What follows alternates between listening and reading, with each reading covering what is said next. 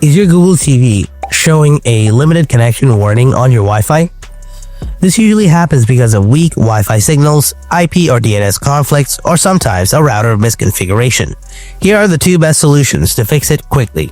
Solution 1. Set automatic date and time.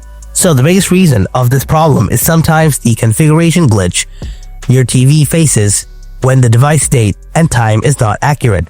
To fix it, you can go to your home menu, navigate to the gear icon in the top corner using your remote, then open it. Now scroll down to device preferences. From here, open date and time and automatic date and time. Now select the use network provided time option. See if this fixes the issue or not. Solution 2. Forget and reconnect to Wi-Fi. Go to the Google TV home menu.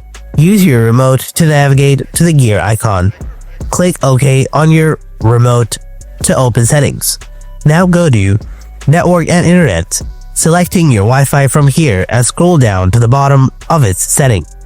Choose Forget Network and confirm your choice. After that, go back to Network and Internet, find your Wi-Fi again, then re-enter your Wi-Fi password and connect again.